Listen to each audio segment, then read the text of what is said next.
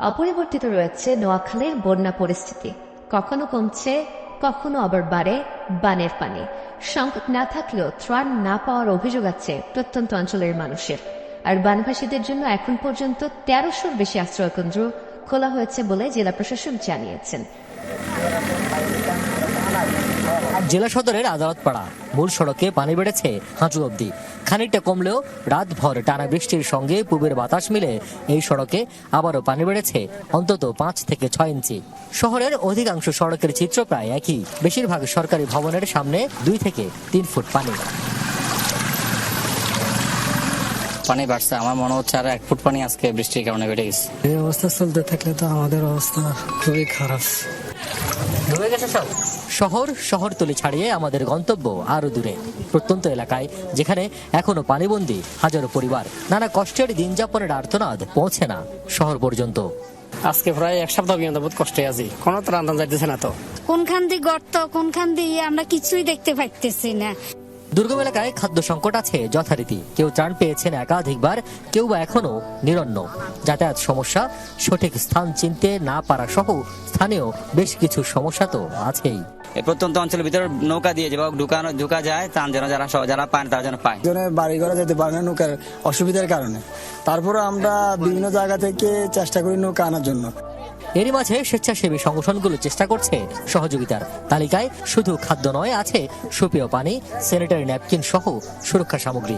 এ যেমন শুধু red crescent society দৈনিক প্রায় ৬,০০০ লিটার পানি বিশুদ্ধ করে পৌঁছে দিচ্ছে বানভাসীদের। 2টা ওয়াটার ট্রিটমেন্ট প্ল্যান্ট আছে, এটা দিয়ে দিনে প্রায় 1 ঘন্টায় ৭০০ থেকে ১,০০০ লিটার পানি পিউরিফাই করা হয়। ঢাকা থেকে বাংলাদেশ রেড ক্রিসেন্ট সোসাইটি সর্বোচ্চ পরিষদ থেকে আমাদেরকে এই সেবাগুলো দিচ্ছে। আমরা আশা করছি যে সেটা আরো অনেক দিন পর্যন্ত চলবে। ত্রাণ বিতরণে সমন্বয়হীনতা স্পষ্ট হয়ে উঠছে দিন দিন। বিষয়টি পুরোটা না মানলেও উড়িয়ে দেননি জেলা প্রশাসক। বলছেন, কেউ যদি সহযোগিতা চায় তাহলে তা করবে জেলা প্রশাসন। এমন এক জায়গায় যাচ্ছে, সেখানে ইতিপূর্বে আর কেউ দিয়ে গেছে, উনি সেখানে যাচ্ছে, ভিতরে যাচ্ছেন না। যখন আমাদের কাছে আসে তখন আমরা ভিতরে পাঠানোর ব্যবস্থা করি, কিন্তু উনি যখন ওনারা যখন স্বেচ্ছায় দিয়ে যায় তখন ওদের ভিতরে যাচ্ছে না, যার জন্য দেখা যায় যে কোনো জায়গায় ডুপ্লিকেশন হচ্ছে। অথচ এমন দুর্যোগে সবার আগে প্রয়োজন শক্তিশালী সমন্বয় টিম, যেখানে থাকবেন ইউনিয়ন থেকে শুরু করে ওয়ার্ড পর্যায়ের প্রতিনিধিরা। সাম্প্রতিক যে বন্যা, সেটি অনেকটা সয়ে গেছে নোয়াখালী অঞ্চলের মানুষের। এতদিনে তারা বুঝে গেছেন কিভাবে বানের পানির সাথে যুদ্ধ করে বাঁচতে হয়। তবে তারা বলছেন, এখন সংকট সবচেয়ে বড় যেটি, তা হচ্ছে ত্রাণের সুষম ব্যবহার, অর্থাৎ খাদ্য সহযোগিতা যেগুলো আসছে সেগুলো একেবারেই দুর্গত যারা রয়েছেন বা যাদের প্রয়োজন বেশি তাদের হাতে পৌঁছে দেওয়া।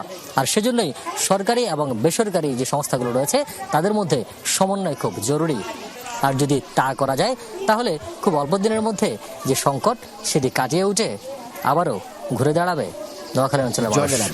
যেখানে দুদিন আগেও সাঁতরে পার হতো মানুষ, সেই মূল সড়কের পাশের দোকানি তিনি। আলাউদ্দিনও তাই। দুজনের দোকান থেকে পানি নেমেছে, তবু তীব্র বেদনা তাদের কণ্ঠে, অভিব্যক্তিতে। এখন শূন্য থেকে শুরুর চেষ্টা। আমার সব চলে গেছে, আমার 2টা গাড়ি, 2টা গাড়ি পানি নিয়ে নিয়েছে, ডুবে গেছে। বাসা বাড়িতে নেছে, তালা থাকতাম, সব চলে গেছে। দোকান এটাও যা ছিল এটাও চলে গেছে, এটাতেও কিছু নাই। এতগুলা দোকানের মাল আমরা আপনার কোন দিকে সরাবো? এতগুলা মাল তো সরানো সম্ভব না। যেগুলো সরাইছি এগুলো ক্ষতিগ্রস্ত হয়েছে। আমাদের পুরাটা পানির ভিতরে ছিল, কারণ আমাদের অতীতে বয়সে, আমাদের এই বয়সে আমরা কখনো আমাদের বাপদাদারও ওরকম বন্যা পরিস্থিতি দেখা নাই। পানি নামতে শুরু করার পর ফেনীর পরশুরাম, ফুলগাজী, ছাগলনাইয়া ও সদর উপজেলার মূল সড়কের পাশের দোকানিরা এখন দোকানে ফিরছেন। হাঁটু পানিতেই মালামাল রক্ষার চেষ্টা। একসঙ্গে ফেনী ফুলগাজী সড়ক সংশ্লিষ্ট 20টি ঘর, চালা ছুঁয়ে যাওয়া পানি এখন হাঁটুতে। কিন্তু সেই ঘর কি আশ্রয়হীন এই মানুষগুলোর ঠিকানা হতে পারবে? বিপন্ন, বিধ্বস্ত অবস্থা। বন্যা যেন সব লুট করে নিয়েছে।